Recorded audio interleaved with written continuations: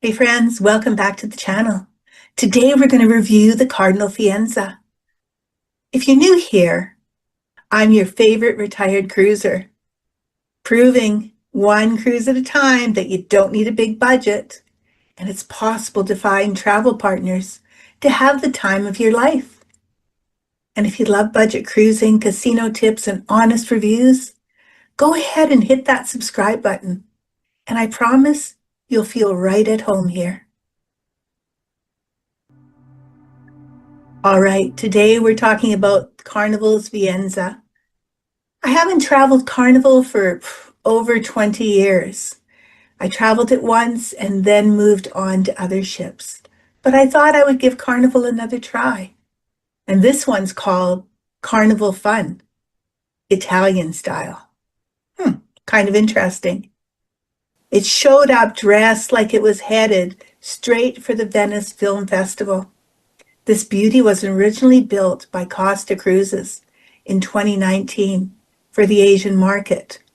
Carnival adopted her in 2022 and then gave her a multi-million-dollar makeover in 2023, but kept all that gorgeous Italian decor. Think gold detail, marble vibes, dramatic chandeliers. But basically, if Carnival had a glamorous Italian cousin, this is her. She holds 4,208 passengers and 1,278 crew. But honestly, it never felt chaotic. When I actually looked up this number, I was surprised. In fact, I was delightfully surprised by the whole adventure. The casino was a little bit busy, but we'll get to that. Don't you worry, we'll be there. Let's talk food, because we're here to eat, aren't we? So the food is huge. The Lido market, which is the buffet, and it encompasses 2 floors. So it's not just the buffet, there's a whole lot of other places to eat connected to this. So it really is, it's huge. And no, Carnival doesn't force you to wash your hands before eating. They trust people, which is kind of adorable, but a little bit disappointed from where I come from. There are sinks. I use them, but I didn't see many other people use them. And one of them was really weird because normally you just put your hand under the spout and the water comes out. This one you had to put it under the tap kind of thing. And it was a little bit hard to use. I had to wipe soap off my hands a couple of times because I couldn't figure it out. But the food, not too bad at all. There's an omelet station in the morning, so they'll make your omelet exactly the way you like, which works for me. And they'll even cook your eggs fresh, exactly the way you like. I didn't go here so much at lunchtime, but I did do the dinner buffet on a couple of times, and it usually what I found mirrored the main dining room. But it didn't have the long wait. And of course, you got to take as much as you want or as little as you want and have the variety that you might want as well. And then there's a whole lot of other stuff that you need to check out. There's Tomatoes, which is an Italian-Mexican fusion place. Yeah, I said that right. So you can get your breakfast burritos in the morning and custom tacos and burritos later on. I didn't ask questions, I just ate there because I personally love burritos. It was really good. Then, of course, there's Guy's Burger Joint. The breakfast version is just fine. It really has a breakfast sandwich is what it's giving you, kind of a breakfast burger. For lunch, that's where it becomes iconic. The burgers were amazing, and the lineups were really long, but don't let them worry you because they move through really, really quickly. And you get the burger made exactly as you would want it made. Then there's the El Mercado Deli. That's sandwiches, salads, hot dogs. It's great for a quick grab and go before the casino pulls you back in. Or just to sit and enjoy because all of these places offer something different, something unique, and usually something really good. There's a seafood shack, but that one costs you extra dollars. So you can get your lobster rolls, your crab cakes, your shrimp by the pound. If you want something a little bit fancy or you want to enjoy that seafood, you don't have to book a specialty restaurant. You can just come to this spot. And of course, every ship has to have something for good coffee. On Carnival, it's Java Blue. So you can get your specialty coffees or lattes, and even some nice, lovely little desserts and snacks. There's no charge for the desserts and snacks, but all of your specialty coffees and teas and things like that, there is a charge for. And of course, it's good because you need your coffee. There's a Pizzeria di Capitano. It's open late. It's perfect for those nights when you just want to stay out late. Maybe you were dancing or having a good time in the casino, and suddenly it's 11 p.m. and you haven't eaten in like 5, 6 hours. It might be time to go there. The main dining room, Michelangelo, it's a gorgeous space. And on occasion, well, to be honest with you, the service wasn't wonderful. We met somebody there that had been traveling back to back to back on several of the cruises that were leaving from LA and had taken this ship many times and said that she thought that it was a training ground for Carnival. So it took a long time for us to get things. They did their best, and they weren't horrible, but even for just the water to come, it just took a long time. We would get the butter for the bread, but no bread. And then, maybe 20 minutes after that, you might get your bread. So service was a little bit on the lacking side, but I think they did their best. So let's move on to specialty dining. If you're feeling fancy or you've got something to celebrate, there's the bonsai teppanyaki. That's hibachi at sea with the chef flipping things, fire, applause. What more could you want? It was amazing, beautiful restaurant. The Fahrenheit 555 Steakhouse, that's your classic upscale steakhouse. Your wallet may sigh, but your stomach will celebrate. It's amazing. Bonsai Sushi, it's not included, but if you love sushi, it's well worth it. And it's also conveniently located by the Amari Bar, which is a dangerous combination. Or maybe it's an amazing combination. I guess it really depends on how you look at it.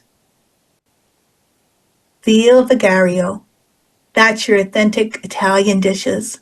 And on an Italian-themed ship, served by Carnival, honestly, it works. Get the veal chops. Oh, you're welcome. Anytime. There are 2 pools, a movie theater, and 4 hot tubs. Let's talk about those before we get to my happy place. The pools are not very big, but they are pools, and there is a lifeguard watching over them, which makes me always feel a little bit safer. 2 of the hot tubs are located by one of the pools, and the other 2 are in my favorite place, which is the adult-only place, the Serenity. That's on deck 15. It's got the 2 hot tubs, it's got a bar, and a salad bar on the sea days. And the salad bar is frankly amazing. And they've got lounges and cabanas, and they've got all sorts of things there that just make you feel comfortable and at peace. And the best part of it, the very, very, very best part of it, was it actually was adult only, not a kid in sight. And if you cruise often, that's a rare gift. Talk about bars and entertainment. This ship is never, ever boring. There are, I don't know, about 12, 15 bars on this ship. So you're going to find something that you will like. So if you like a drink or 2 or 3 or 5, the Vienza's got you covered. I went to several of them, but I can't say I did all of them. The Moda Lounge, that one's really great. It's got karaoke and live music, and people watching is amazing. You can sit in a place where you can easily see the band or the people sing karaoke, or you can find a quiet corner, which also works as well. The Firenze Carnival, That's a private-ish outdoor deck that feels very exclusive. In fact, it is exclusive at certain times, and only people on the Firenze class can enter it. Other times, it's open for everyone. The Firene pool bar, well, it's by the pool. What can you say? You get your poolside drinks. It's about it. It's wonderful. The Limelight Lounge. You know, this one here was interesting because it did have a lot of comedy shows as well as specialty events in it. And the comedy shows were amazing and they were packed. Then there's the Heroes Tribute Bar. It's a patriotic theme and it's got big screens so you can watch sports. It's very, very heartfelt, but you can also watch the sports that you might be missing by being on a ship. Piano Bar 88, so you can pick a song and pretend you're on Broadway, or you can have the piano player sing the song for you. The Mari Bar, which is Italian cocktails, it is so good. The Fizzanti, that's spritzers and espresso. It's good. The Tuscan Lounge, that's the rustic Italian vibes. It's got trivia, live music, and snacks. The Rocco Bar, which is your frozen drinks. So it kind of feels like you're on vacation, you know, frozen drinks, pina colada in hand. What more can you ask for? So now let's talk about the casino. Because you know I just had to talk about the casino. So, all right, my casino players, let's talk. The Viencia Casino is big, but the smoking sections especially were packed. They've also got a non-smoking room, and it was quieter, but quite often still busy. And, you know, I've heard those stories about Carnival, you know, about the party ship and drunken, disorderly behavior all the time. I didn't see that. The worst I seen was a gentleman fall out of his chair at the casino. But I'm pretty sure he just misjudged the landing. So we're not going to hold it against Carnival. No fights, no drama, no chaos. Just regular cruisers having fun. And there was fun to be had on Carnival. So let's talk about cabins. The rooms are comfortable and they do their job. So whether you choose an interior, an ocean view, a balcony, or one of the suites with hammocks, you're going to be cozy. The ship has tons of places to be quiet, read, stare at the ocean, especially on deck 5. It's perfect for cruisers like me. You can meet people or you can have quiet time to yourself.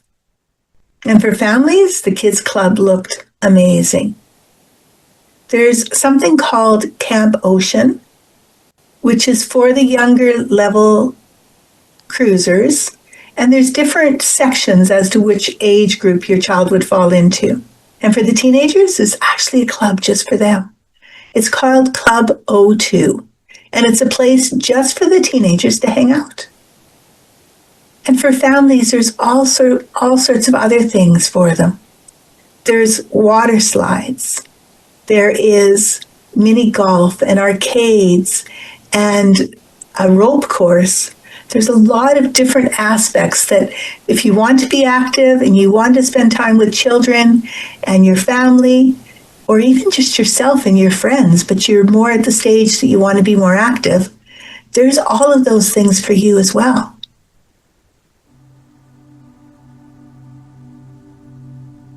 Now let's talk about entertainment.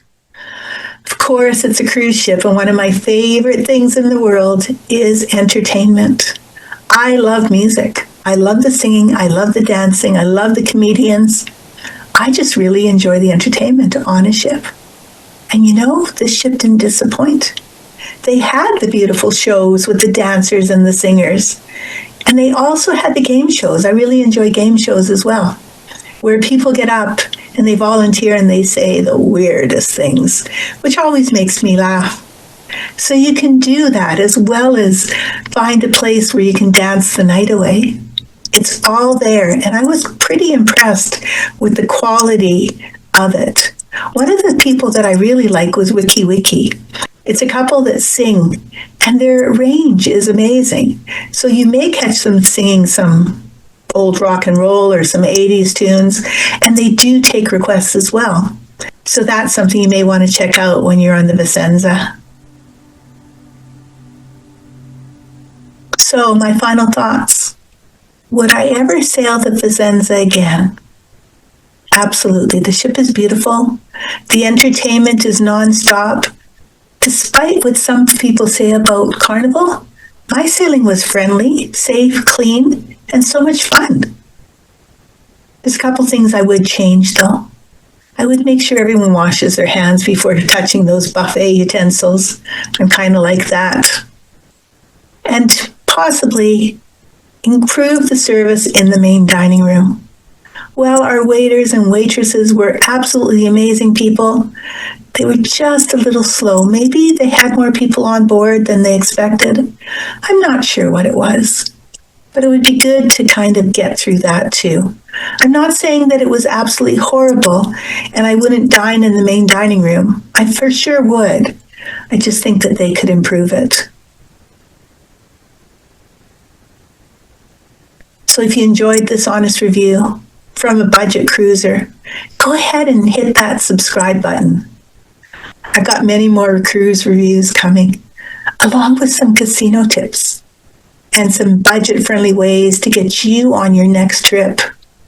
So drop a comment below. Have you ever sailed with Carnival Firenze? Would you? I know that I definitely will sail with them again. I was very, very impressed. You know, some of the things that I've heard about Carnival made me a little leery, but all in all, it was a great cruise. So thanks for watching. And remember, if not now, when?